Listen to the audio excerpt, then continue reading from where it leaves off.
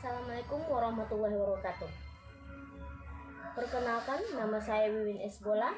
Di sini saya akan menjelaskan sedikit tentang korupsi di negara kami atau negara kita sendiri dengan kegagapan negara atas kejahatan lintas negara.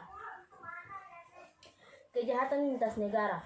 Beberapa tahun lalu, dunia internasional digemparkan dengan skandal kejahatan finansial Panama Papers dan Paradise Papers yang diungkap oleh kolaborasi jurnalis tergabung dalam internasional dan kembali dipublikasikan Pandora Papers, di mana ratusan nama politis ini dan pejabat publik dari berbagai negara termasuk dari Indonesia karena diduga melakukan penggelapan atau menghindari kewajiban pihak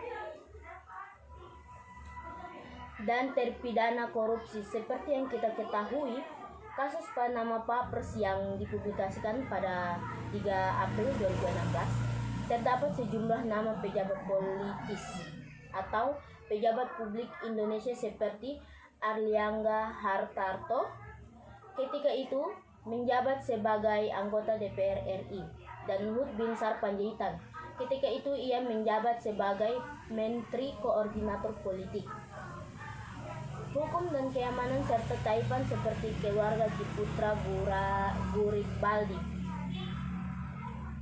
Terus di sini ada korupsi di dalam masyarakat. Munculnya kasus Pandora Papers yang kini memuat nama pengusaha Indonesia membuat publik mempertanyakan keseriusan pemerintah mengatasi kasus dugaan penghindaran atau penggelapan pajak.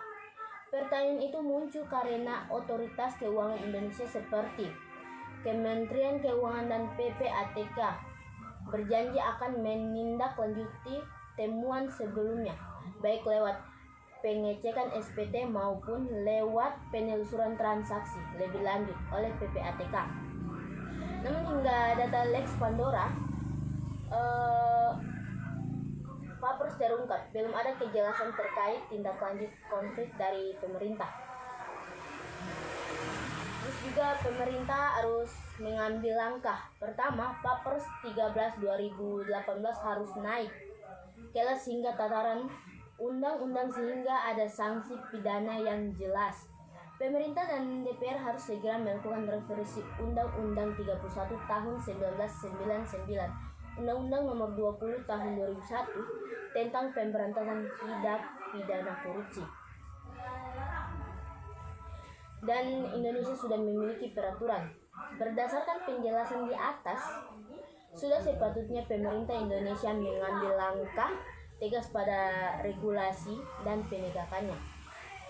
Pertama, Papers 13/2018 ini harus naik kelas hingga tataran undang-undang sehingga ada sanksi pidana yang jelas untuk perbuatan penyalahgunaan informasi sekaligus untuk memperluas jangkauan pelaporan hingga kepemilikan perusahaan WNI di luar negeri. Terus di sini ada kerjasama dengan DPR.